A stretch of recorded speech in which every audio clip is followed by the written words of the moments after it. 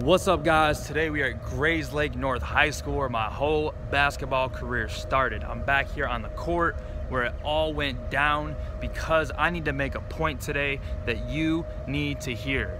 Yes, I'm motivational. Yes, I'm inspirational, whatever you want to call it. And that's because, not just because I've looked up things on the internet, it's because I've experienced it. I've experienced denial, I've experienced being shut down, starting from the bottom and having to accelerate up, and I understand what it takes to get certain places. So what I want to talk about today is allow you to understand, or allow you to question yourself and say, who is it that is determining my worth and my value? Because in 7th and 8th grade, the person determining my value told me I wasn't good enough at the game that I loved. And today, I want to quickly touch on that story and remind you that with perseverance, you can do anything, not just perseverance, but also to be aware of who's determining your worth.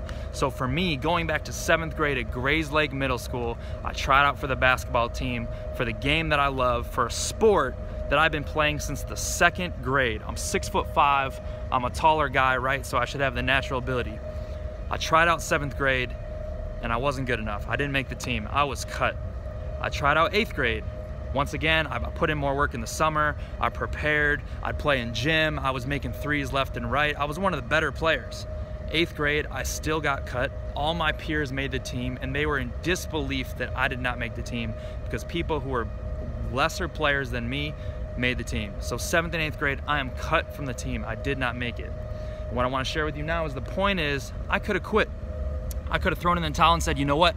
Maybe I'm not good enough to play the game that I love. Maybe basketball isn't for me. But what I realize now, which I didn't even realize then, is that the person who was evaluating my talent wasn't necessarily warranted to tell me how good I am at basketball. This was a woman's 7th grade history teacher. And no disrespect that she's a woman, but she didn't play college basketball. So who's to say that she's an evaluator of my talent and where I'm gonna go lifelong in the sport of basketball? So really, at that moment in time, I could have quit. I could have thrown in the towel and said, you know what, I'm probably not good enough. I didn't make the team then. What makes me think I'm gonna make it at a higher level in high school?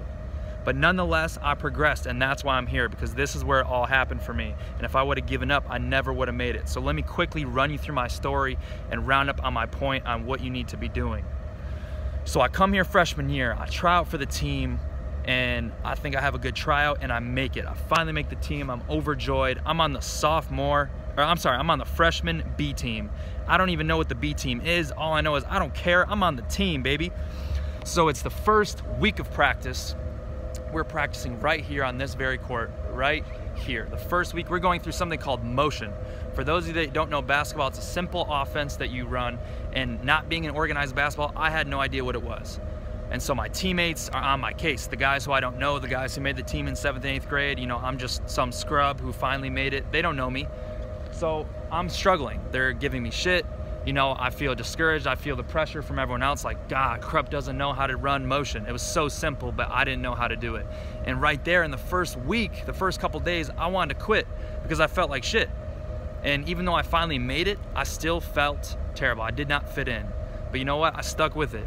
Stuck with it, and that year I played as a B team player, and that's perfectly fine. I got better over the summer, I came back, I stuck with it, I stayed focused, and I came back for my sophomore year.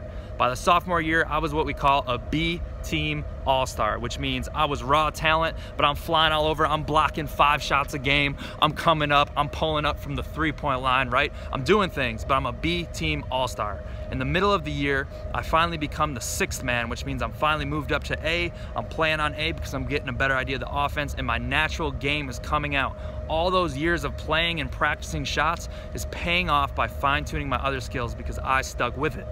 You get in the middle of the year, I play Grays Lake Central, I have a breakout game, I score 18 points, we win in overtime, and my coach tells me, Krupp, next game you were gonna become a starter. So let's just pause for a second. I went from not making the team in 7th and 8th grade, and I also left out a detail.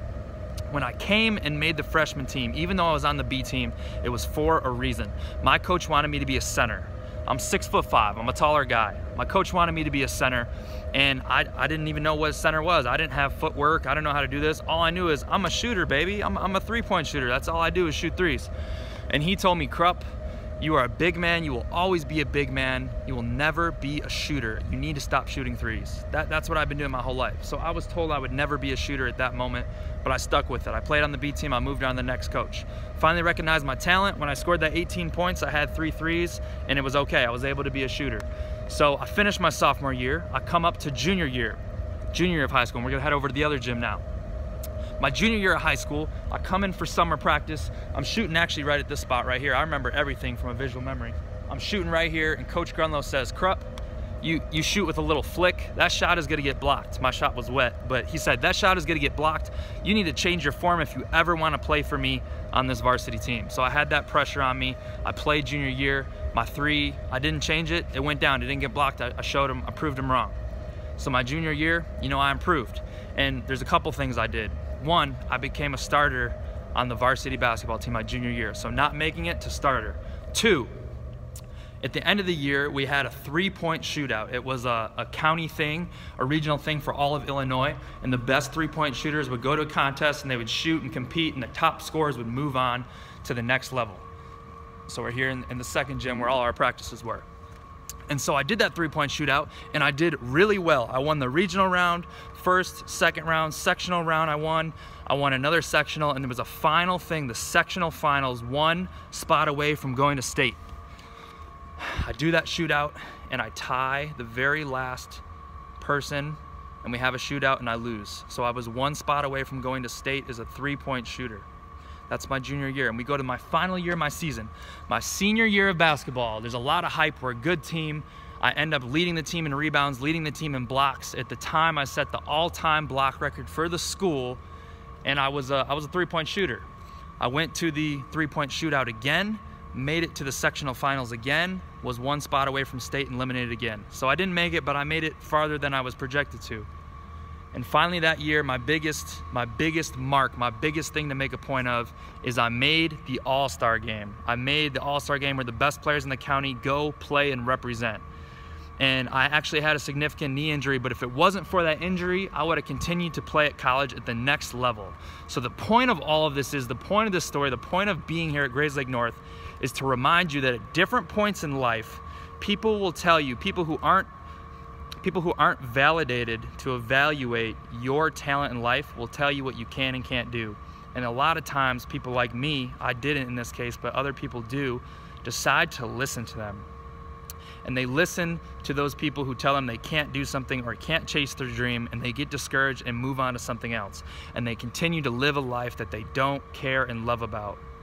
So what I want to say, or what I want to get across to you today, is who is it in your life that's been telling you you're not worth it? Who is it in your life who's telling you, I'm sorry, you're not good enough to be a professional painter.